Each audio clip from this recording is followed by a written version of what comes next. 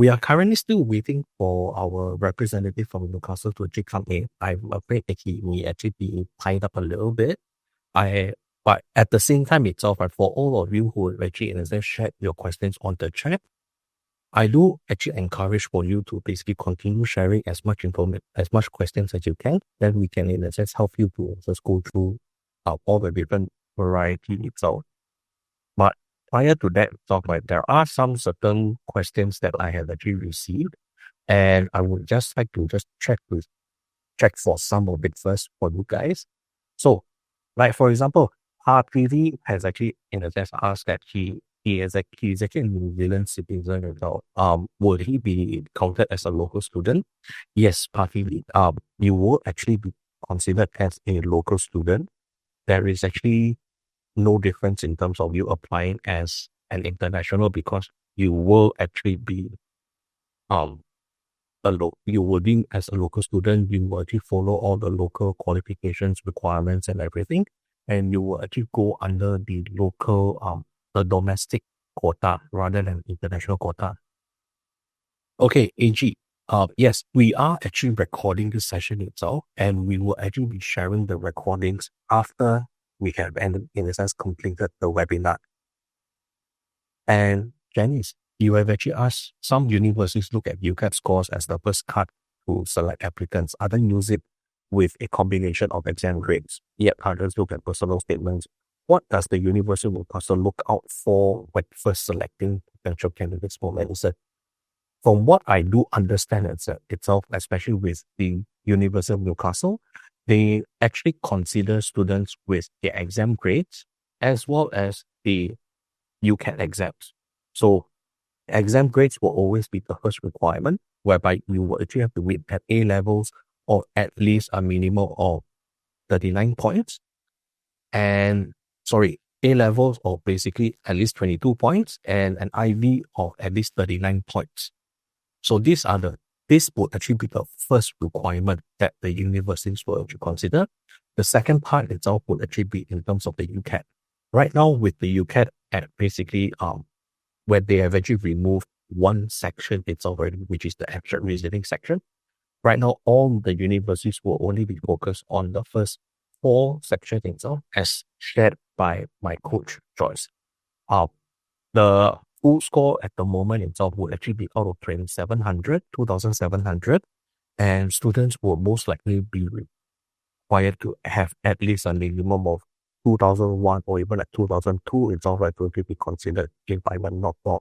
We are actually still waiting for more information in terms of the minimum entry, especially for UCAT for this.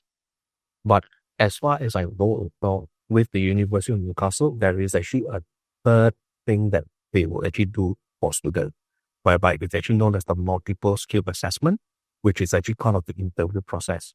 So when it comes to looking out for first selecting the potential candidates itself, they will always look in terms of grades. Then it's actually the UCAT, and finally itself is actually based on the multiple skill assessment.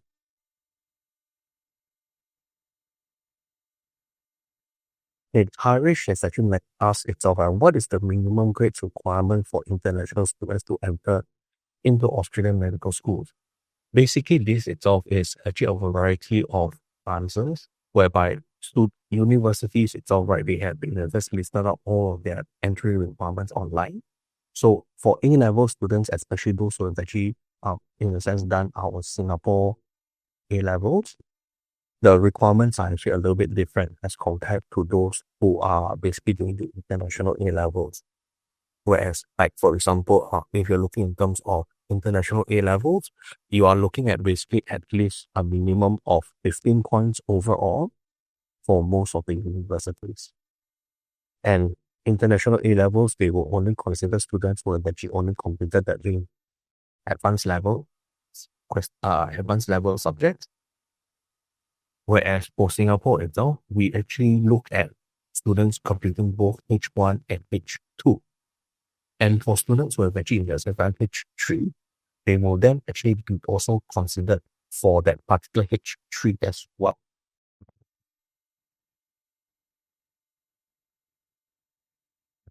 Okay. Manja has actually ask a question whereby, as an IB curriculum student who has opted for 2 sciences, what are the chances of my kid being accepted? Basically for students who have actually only done 2 sciences itself, especially for Australia, there shouldn't be any issues because the universities in Australia have a certain requirement. Either you have actually done chemistry or either you have actually done biology. So if you have actually done both chemistry and biology, that would still be okay for admissions. Okay, Janice has actually asked another question about what is the difference between UCAT ANZ and UCAT UK? Can the results be used interchangeably? Okay. For Australia itself, it is actually recommended that you actually submit an application with an Australian the UCAT ANZ. The UCAT ANZ testings are basically from the 1st of July till the 5th of August. And the Australian ANZ, the UCAT ANZ itself can actually be used for both for 3 countries, Australia, UK, as well as for Singapore. Whereas for UCAT UK, this is only applicable for students who are looking to apply for both UK as well as for Singapore. Okay, Alan has actually asked, how many 3 or 4 A-level results will be considered for medical school if there is no GP but minus of 8.5? Is there any problems? Okay, for Australia itself, right, they basically look at a maximum of 3 H2s.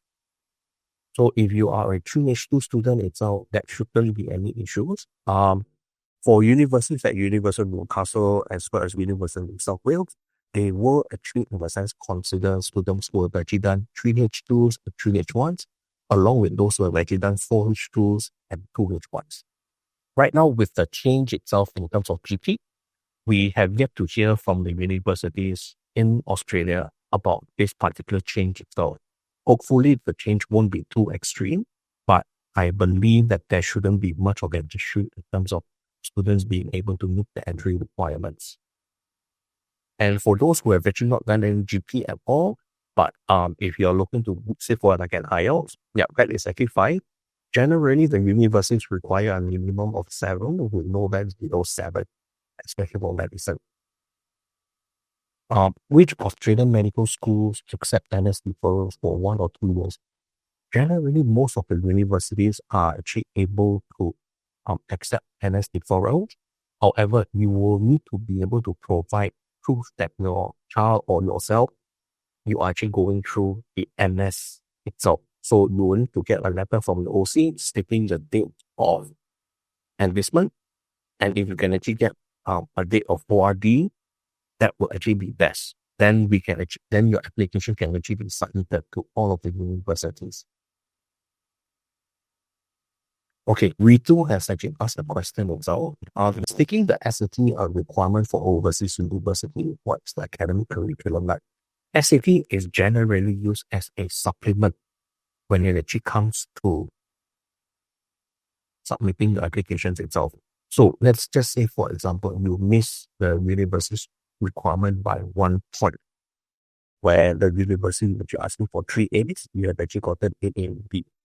You can then, in a sense, use the SAT itself to supplement for the shortfall itself in terms of that 1 point that you actually have not met in your A-level requirements.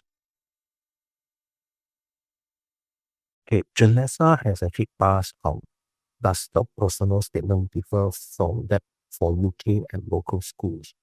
Is there anything different that we must prepare apart from UCAT ANZ? Or personal statement, especially for Australia, there is actually no requirements. With the exception of the University of New South Wales, there is actually a very, very short section itself whereby they will ask you to describe about yourself, talk about your future plans, what inspired you, and what other things that you would actually like to share with them. And each of these are based on like a 20-word, 30-word, or even a 50-word limit itself. So it's actually a very short and sweet statement. You just inform them in terms of all what they have actually asked you all. Okay, Kana has actually asked, is SAT a subject test? No, SAT is actually not a subject test. SAT is basically about reading, writing, plus mathematics. So as long as you actually, in the sense, met the requirements that the university have actually set, like for example, Monash has actually set the requirements to basically be at, for SATs itself, right, to be at 1420. For University of New South Wales, they have actually set their requirements to 1370. And for the University of Newcastle, their requirements are actually set at 1330. So as long as you have actually met these requirements, there is no issues in terms of them considering you. However, you will also need to take note that your A-levels or your IB results still plays a very important role in terms of your acceptance. So if your A-levels or IB result is way too low for their consideration, they may actually reject you in terms of the application. Okay, Janice asked, are the NS deferrals for Australian medical schools allowed for 2 years or only 1 year? Okay, for this itself, right, Monash, like for example, Monash itself, they do not actually allow students, for those who have actually, in a sense, who have actually just gotten their A-level results this year, to, in a sense, apply other than the female. So for NS boys itself, right, you can only apply 1 year before you ORT, as they only allow you to actually, in a sense, apply for deferment of at least 1 year. For the University of Adelaide, they can actually defer your offer for 2 years. For University of New South Wales, they can actually defer your offer for 2 years. However, you will have to apply for the deferral every single year. So for those of you who are looking to apply on your own, I would actually suggest for you to actually reach out to an education partner. Otherwise, you can always reach out to me and I can actually recommend an education partner for you to, in a sense, go through your applications itself. At least this way, when it comes to getting the deferral request and everything all sent in, they can actually do it on your behalf. Okay. For Alan, you have actually asked which unique measure aggregate of best 3 A-levels and which aggregate of 4 A-levels. There is actually no official requirements here itself. So let's just say, for example, like for Monash itself, they only look at the best 3 A-level subjects. So if you have actually done 4 H2s and your 4 H2s are basically A, there is actually no issues. They will just look at the best 3 and that's it. However, if for example, like you have like AA, BA, then of course they can actually just change the other B to an A itself for you because like you got 4 H2s. And like for predicted grades itself, if the students are completing their exams at the end of the year, that is not possible because the universities in Australia, they generally start every February. So they are not able to wait for students to only get their results in February, especially for A-level students, to then basically submit the final results. So students who are achieving our Singapore A-levels or Singapore IB will then actually have to have a gap year of 1 year to just put in that application. I'm currently still waiting for the University of Newcastle to actually respond back to me. I believe he is still engaged at the moment. But is there any other questions that you would like to, in a sense, check in regards to this? Oh, I have actually received another question indirectly. So a student actually asked, where is the best time for JC1 students in 2025 to take the UCAT ANZ? Okay, for students who are basically currently in JC1, you don't need to sit for your UCAT ANZ this year. You will sit for it in JC2, whereby I would recommend for you to basically sit for it in July rather than you take the UCAT UK option itself.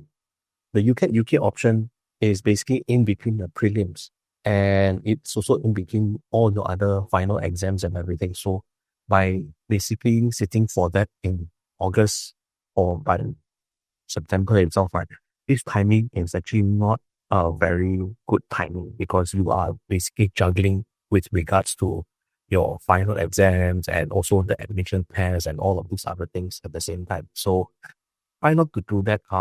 Right, as long as you're looking in terms of applying for Australia itself, right, you will have a gap year, especially for those who are like mentioned, who are NS boys, and also basically for students who are finishing our Singapore A-Level. So you can do the UCAT ANZ either in JC2 to basically apply to other countries at the same time, which is basically either applying for UK and Singapore, or if you're looking to just apply purely for Australia itself, you will actually sit for the UCAT ANZ in the year that you actually get your final results, which will actually be by February, basically by 2027. Then, as A-level results is out only in February and AU starts in March, when is the best way to manage the schedule?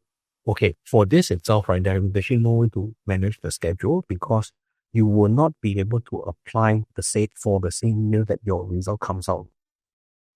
Okay?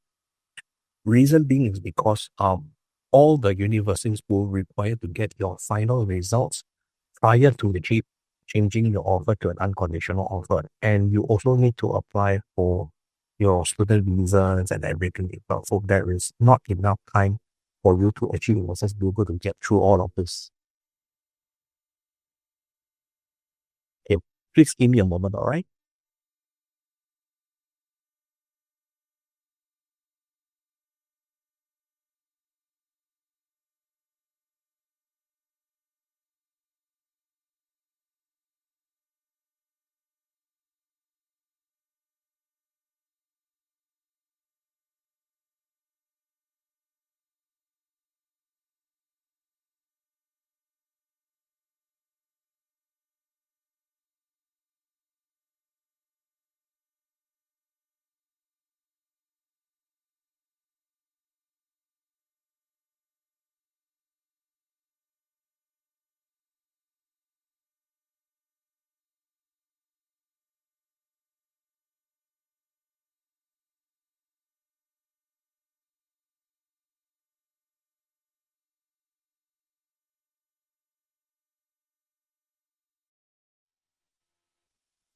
Okay, sorry about that. The University of Newcastle just called me and basically he would like to apologize. He will actually be coming in the next 5 to 10 minutes. But for now, let's try and answer a few more questions. And then you have actually asked what is the recommended procedure to apply. Apply first, then take the exam and submit results, or the other way around. Okay, when it comes to like Australian universities, right, there are certain timings that you actually have to be very well aware of. Like, for example, one of the main closing dates itself is actually by the 30th of June. The 30th of June itself is actually meant for universities like, for example, UWA, Monash, as well as University of Adelaide. In this regards itself, right, the University of Adelaide requires students to actually sit for the UCAT ANZ. So how would this happen itself is you will need to register for the UCAT ANZ first. You will get that ANZ ID that you have to basically have when you submit your application to the universities. So once you have actually in a sense gotten your UCAT ANZ ID, then you can in a sense submit your application to the University of Adelaide and then you sit for your UCAT ANZ exam. Thereafter itself, your results will be directly released to the University of Adelaide. With regards to the University of Newcastle, their closing date is actually on the 30th of September. So once you have actually set for your UCAT ANZ, you can then submit your application over to the University of Newcastle. Their interviews are generally in December. Okay, Janice, which Australian medical school operates on a rolling offer basis? There is actually no rolling offer basis per se. Generally itself, I would say the University of Newcastle, the University of New South Wales, their closing date is basically by the 30th of November, but they are able to accept students on and as and when application comes, meaning to say your interviews will actually be on a rolling interview rather than a rolling offer. all universities in Australia have a standardized timing when they will actually, in a sense, respond back with an offer. Like, for example, Monash and UWA, they will generally respond back to students within August, from August onwards. In regards to students going into like getting the offer itself for medicine. For the University of Adelaide, you will only be able to get this information only around like October itself. And for like University of Newcastle, you will hear back from them in December, and so on and so forth. Hey, the representative from the University of Newcastle has just arrived. Let me just get him in.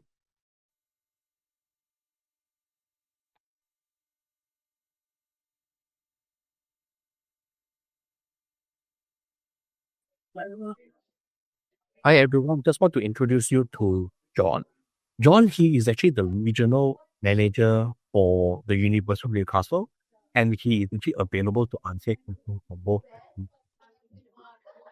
Hi John, hope everything is okay with you. I'm doing. Sorry, I'm a bit late. It's quite bad today. Yeah. Don't worry about it itself, John. We do understand itself, especially for someone who's actually traveling as I know all of this. Okay, John, there are actually some questions itself that I will actually need your assistance to ask on behalf of the University of Newcastle. With regards to NS deferment itself, right? How many would you be able to advise in terms of the number of years that you can actually defer for students? And students can, for example, apply this year, but then because they have to go for national service, can you actually defer it until 2027? Okay, sure. So there are some important things that we have to take note when you guys are planning for deferment. One would be deferment is generally allowed, but needs to be approved by the DVCA, by the college, by the DVCA, and the academic senate. So that means that the approval for deferment is subject for a long approval. It might take several months before you can get your approval. Second would be NS deferment. It can only be done up to 1 year. So I understand that national service is valid for 2 years. So if students who are just about to start the national service, they're potentially looking at doing deferment after 1 year of doing the national service, because they cannot do deferment to 2 years. It's only up to a maximum 1 year only. Yeah. I see. All right. Thank you so much for this itself. There are also some questions that I have actually answered earlier itself. They have actually asked questions like, for example, I have one parent itself who basically asked in terms of, a student that actually asked, right, with regards to the entry requirement, 22 points, right, do you, in a sense, accept students with 3 A-Level, basically 3 H2s and then 3 H1s, or are you able to consider students with 4 H2s and 2 F1s? Actually, I have consulted this with admissions team. Although the published entry requirements for A-Levels from Singapore is a bit rigid and a bit strict in a way, but admissions have advised that if students have undertaken 4 H2 instead of 3, we will also consider the 4th H subject. We will also consider H3 subjects if the students has undertaken H3 subjects. So in summary, all the subjects that the students has undertaken on the A-Levels will be considered on the complications of the overall score. Okay, thank you so much. The other question that I have actually been asked, right, was actually this is actually regards to the UCAT scores and everything. So they have actually asked, right, universities look at UCAT score as the first cut to select applicants. Some of it there's a combination with exam grades. What does the University of Newcastle look out for when first selecting potential candidates for? Okay, so the very first stage of the applications, the assessment involves several stages. So the first stage would be, and the initial stage would be, we would look at the academic grades. So if the students have complied to the minimum entry requirements for A-levels or IB diploma, then he or she qualifies for the first stage of assessment. Then the second stage of assessment is who will be qualified for the interview. Now, for the interview process, the basis as to whom will be invited for the interview is based on the UCAT results only, not the academic grades. So if you notice, academic grades is for the initial stage. If the students qualify for that, the second stage would be the UCAT results. So as you guys know, UCAT ANZ examination involves 4 components. It's more of the quantitative reasoning, the overall personality of the students, the overall temperament. That would be the basis of whom qualifies for the interview. That's it. And after that, invitation for the interview will be sent to those who were shortlisted, which normally happens end of September, first week of October of every year of assessment. Yeah. Okay. And then with regards to the interviews itself, I understand that the University of Newcastle uses MSA, which is actually known as the Multiple Skill Assessment. Correct. So is this done basically in October, November, or is this done? That's right. Yeah. Normally, we would expect that invitation for interview would be sent around midweek to late week of September. The interview process will be done October, November. Then after that, we would expect offer letters to be sent out probably end of November until December. Yeah. Okay. So would you actually be following the standard deadline itself? Because I remembered that I've actually saw that the deadline for the University of Newcastle for medicine was around the 30th of September. Yes. So That's would you actually wait until the 30th of December, the 30th of September itself before you actually start doing all the assessments? That's right, because we have to understand that examination for UCAT happens between July and August. That's when before we can actually, admissions and the college can actually make decision who qualifies for the interview based on the UCAT results. Okay. And then there is actually another question with regards to qualifications. Singapore has this particular program called the NUS High Diploma. Sure. Yeah. Would basically the University of Newcastle be able to consider? Can, yes. I have consulted that with our admissions team, and they said that yes, we would accept that as a standard entry requirement that can fulfill academic requirements for all the programs. Yeah. Okay. And would you be able to advise what is the minimum that you will actually be looking at? I'll try to hold on. Because I think I have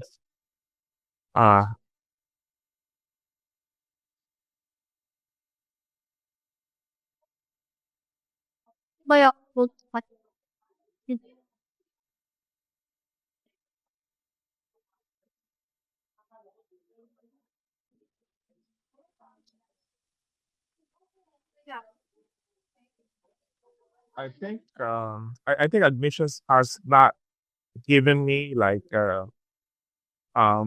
direct answer with regards to the entry requirements, but I can get this information for you and let you know. But I think the only information I can give you is yes, we do accept NUS high school diploma for entry to medicine. Yeah. I think that's all that I got so far. Okay, it's actually some great news to be very honest, because at the moment itself, right, as far as I remember, there's only about like 2 institutions that do NSS accept NUS High. We will actually be number 3 to actually be able to accept it. So Yeah. it's actually a very, very good thing itself.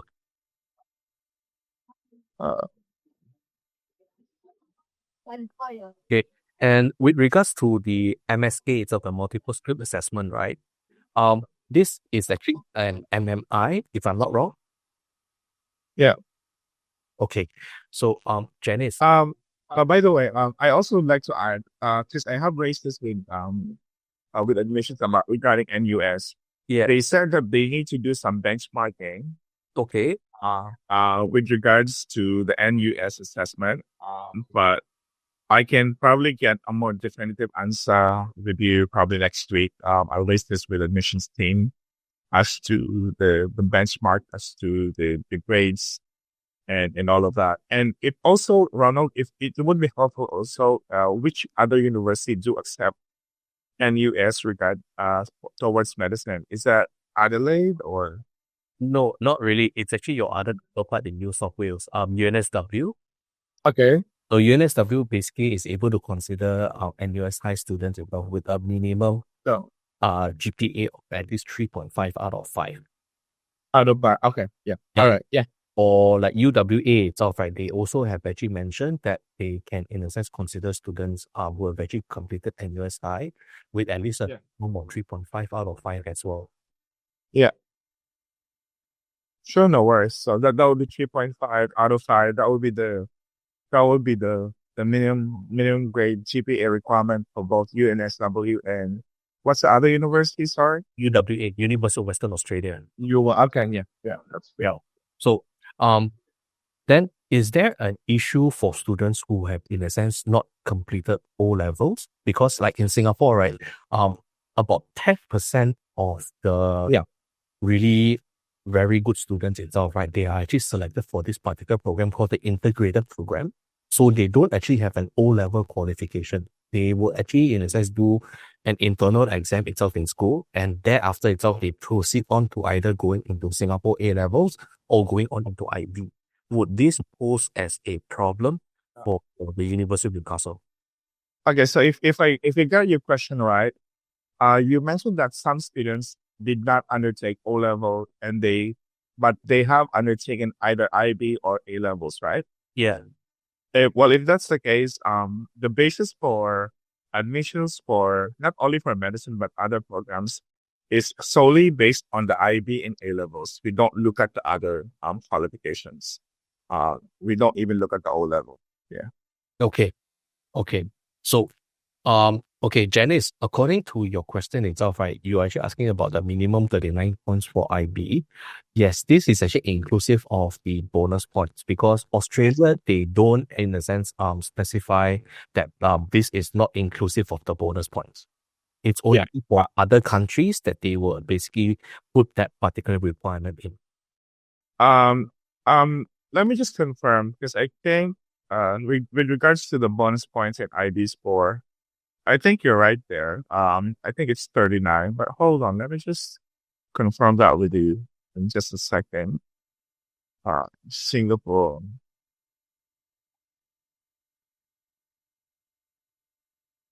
So for the Singapore one, that will be IB diploma requires for 38, aggregate including bonus and parallel difference diploma.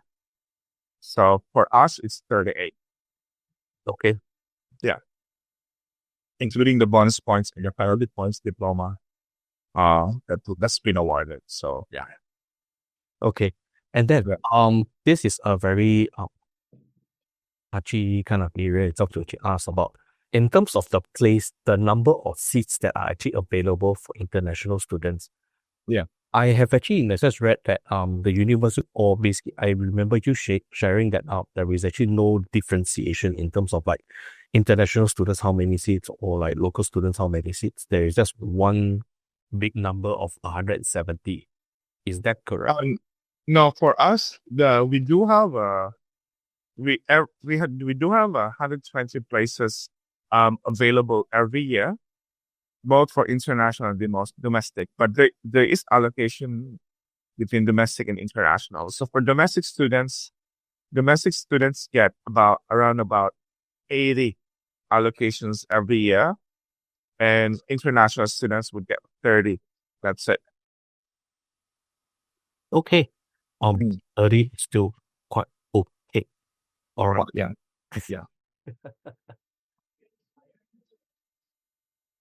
What's the year-on-year increase for medicine tuition fee for foreign students? I can give you an idea, Janice. I think based on the calculations that for this year, next year, I think around 2%, 2.5% increase.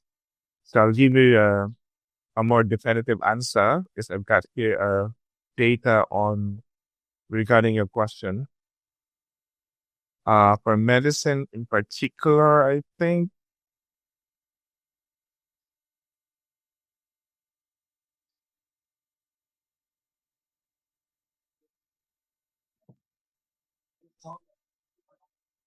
okay, for just to give you an idea, for medicine this year, it's 84,976 Australian dollars annual tuition fee.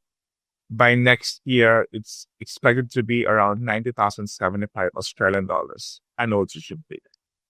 So there's roughly around 6,000, almost 7,000 increase in the annual tuition fee. Yeah. Okay, and I have actually, in a sense, also got some other students who have actually asked outside of the whole thing itself. So they have actually asked, right, in terms of like, I've actually shared with them as well. The SAT is basically used as a supplement for the University of Newcastle, correct? And the mean that you're looking yeah. for 1330, correct?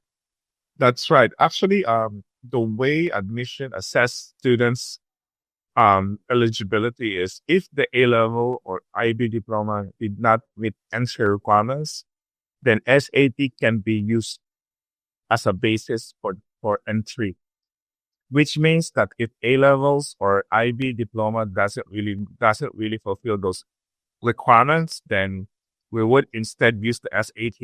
That's it. It's in a way it's not really a supplement, but in a way that would only be the basis whether you qualify for the initial screen or not. That's it. Yeah. Okay. And this actually a question that we have actually received with regards to students sitting for the UK A-Levels. I understand that the requirement is actually about 17 points, but could you just confirm that for me, John? For A-Levels, you can yeah. The UK one, 13.5. 13.5. Oh, okay. Okay. That's actually a different change, right? That's interesting. So this one here is basically based on 3H2s. So for the UK, for the UK one, yeah. So Great Britain General. No, so this is GCE. I think this GCA level, yeah. Aggregate from the best three A2 level subjects. And AS advanced subsidiary AS subjects are excluded from the calculations. So we would only look at the best three A2 level subjects. That's it. Okay, but if you mentioned it's 13.5, right? Yeah. This doesn't in a sense calculate properly, because generally from what I do understand is for A2 basically the advanced level subjects itself, right? There is more 0.5 though. Yeah. So how we get the 0.5? Actually, so the competitions will be A star, A plus would be 6, A would be 5, B would be 4, C is 3. I know what you mean by that. There's no 0.5 calculation in the. I know. I to be honest, I don't even know how they come up with with the scoring system, but this is how it's been given to us. So that's what we follow. Yeah. Okay. It looks like we will actually have to go and try and find out more information in terms of all of this as well. I know, yeah. So admissions sometimes they're not very generous with the information that we try to ask. So yeah. Because I try to keep myself very up to date in terms of all the entry requirements with all the universities. So my last information was actually that the University of Newcastle basically set it at like about 17 points, which I was like, okay, that shouldn't be true. But With regards to like Singapore A-Levels, we've actually set it at 22 points. That's right, 22 points. Yeah, for Singapore A-Level. Yeah. So, But just so you know that I know that you're updated with the recent changes happening with Singapore A-Level. Yes. Oh, admission is now they're trying to the review, and there's gonna be a few changes with the way we calculate the computations of the overall score. Because okay. you know that the pass it's gonna be like passing and pass or fail only for some subjects, so that wouldn't have an effect with the overall score. So I'm just waiting for, to be honest, for admissions to say, hey, this not the new scoring system for Singapore. Yeah. Okay. All right. I look forward to hearing more about that later. Then, I have a parent who would just ask, right, if any students set private UK EdXL A-Levels, will you consider that for admissions? Yeah. So if I'm being honest, this is the first time I hear that private UK. So is this one different from the UK A-Level? No. Different? Yeah. I believe what the mom is actually asking, right, is that if the student sits for it as a private candidate rather than as school itself. So this is the first time I have encountered this kind of questions. This has to be referred to admissions for advisement, I think. Yeah. But it is a good, if there is a significant number of students in Singapore with that qualification, then it's good to actually have that aspect admissions.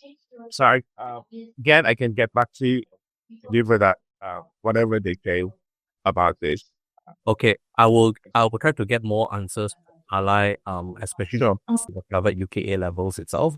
Then the other question that Janice has actually asked, right? The University of Newcastle's program is actually a 5-year program. It is actually a joint medical program itself with the University of New England.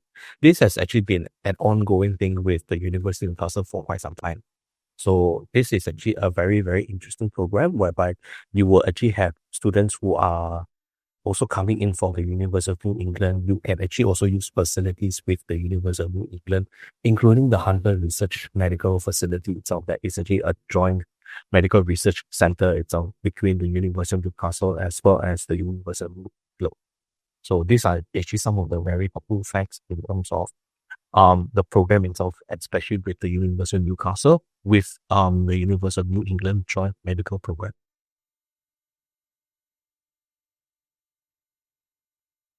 Okay. Any other questions before we actually proceed on?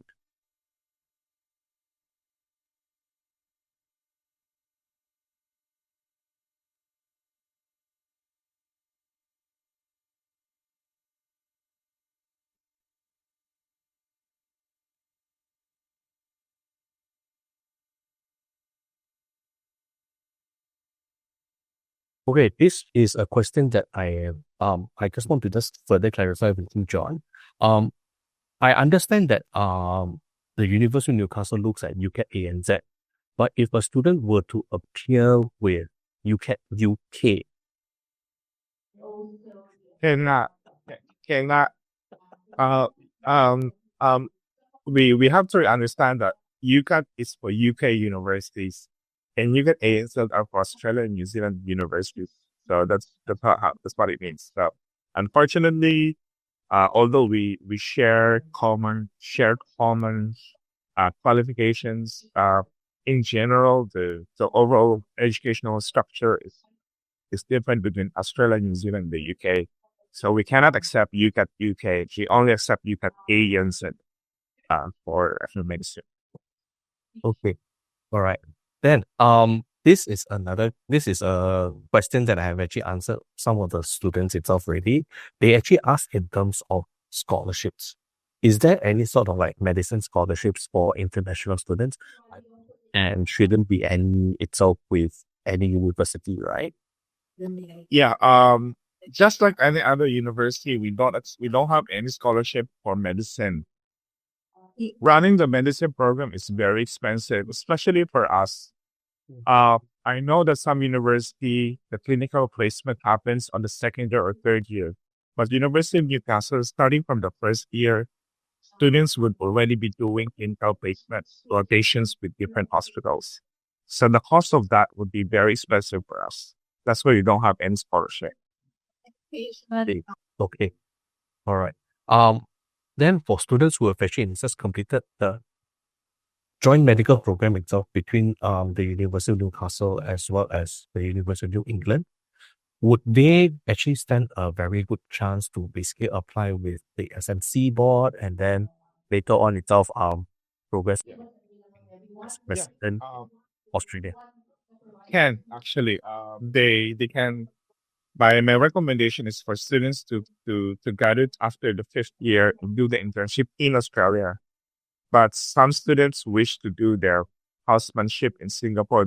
It's their choice. But generally speaking, our qualification is accepted by the SMC, accredited, licensed to practice medicine in Singapore. Okay. And would the University of Newcastle be able to accept students who have actually completed a bachelor's degree itself and then applying for just purely the medicine? No. Since it's a joint medical program, one cannot be offered without the other. It's like it's like a twin. You cannot separate them. Yeah, I understand that. Oh, okay. Thank you so much for that. In the final one itself, okay, there is this particular parent who actually asked, right? My daughter actually completed only one IB science subject itself in the IB program, HL. She has a math in SL. Can this student still be considered for application to the University of Newcastle? So the students did not finish the. Yeah, basically they actually are going into IB year 2 right now itself. However, the change of division from the child itself, right? They actually have two humanities subjects, actually 2 humanities and 1 science for the HL. Then 1 math and 2 other subjects itself for SL. So the HL subject right now is actually bio. Can they still be considered, or would basically the University of Newcastle prefer them to achieve chemistry? Oh, okay. So we don't really have identified specific subjects to go through. We would only the base of competition for the overall score is actually just based on the subjects. But we don't really specify, okay, you should have done chemistry, you should have done biology. For as long as you have done subjects that's under H2, H2, H1, H3, that will be accepted. That will be completed in the overall score. Regardless if you haven't done chemistry or not. Regardless if you have done chemistry or not. It doesn't matter. We would only look at the overall score. Okay. All right. Because I have this particular student who just recently decided this year is her IB year 2. Meaning this year she will actually be completing her IB exam and she will then be finishing by June this year. And right now the parents are basically having a rough time because the daughter suddenly decided, oh, I like to go into medicine now. Is it possible? So we are basically trying to explore options and everything itself for them. But generally, from what I do understand with Australian universities, there is always a prerequisite subject that they actually have to do, especially in the HL itself. So I'm just trying to give them that particular option that on how it would actually be like for students who actually only have like 1 science subject in the HL, rather than as opposed to those who have actually have at least a minimum of 2 or even like close to 3 sciences in their HLs. Okay, Janice has actually asked, right, how difficult is it to get a housemanship placement in Australia for foreign medical students? Generally speaking, it's not difficult. In fact, we do assist our students to land an internship in Australia. In fact, we have connections with different hospitals in the region, And as much as possible, we do encourage our students to do their internship in the region that we have collaboration with. So if you look at the locations of Newcastle, it's in the New South Wales, it's the Hunter region. So when you get out of Sydney, you go from the Central Coast all the way up, that will be the Hunter region.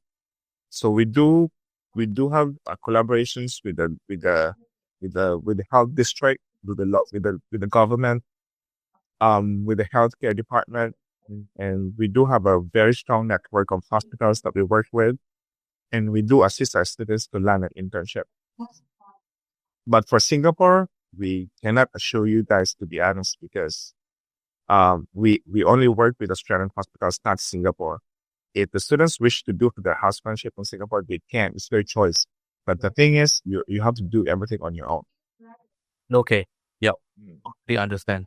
Then for those who do want to stay itself, will the University of Newcastle kind of like say that they can kind of get a place? Maybe we do help with the internships and everything. So if they do, in a sense, are successful through the internship, and they are kind of guaranteed a place in some hospital. Yeah. In a way, we don't really guarantee internship, but in a way, we do help them get one. Okay. Yeah. All right. So, Janice, does everyone who wants to stay get a place? Yes. I mean, I haven't really heard about someone who hasn't got a place for internship in Australia. Everybody gets one. Okay. All right. Yeah. So, yeah. So with this itself, right? Is there any other questions that I can actually get from our participants who have actually joined us today? Don't be shy. You can actually either have your questions, it's like how most of the other participants have actually done, or you can actually unmute yourself and then you can actually ask questions as well.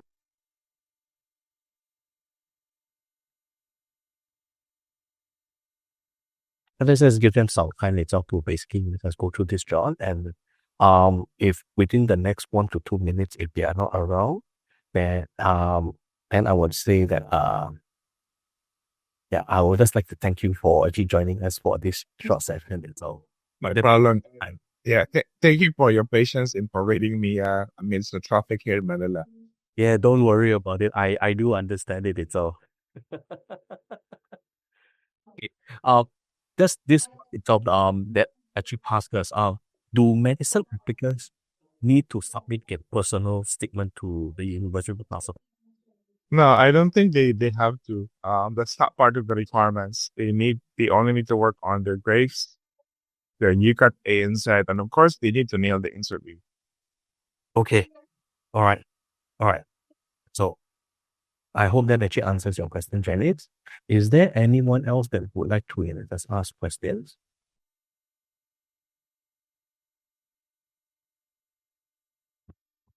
Okay, is Newcastle's medicine program taught according to body systems, or is it modeled after TBL? They follows all of that. And can you elaborate? Because I don't understand what it means by body systems. Like, but what they're actually talking about is, are you doing it the traditional way itself, whereby it's just tutorials, then there's other things itself, rather than basically like everyone harbors in a rule. Here is a case right now, try to solve it. No, this one is actually it's a combination of live cadaver,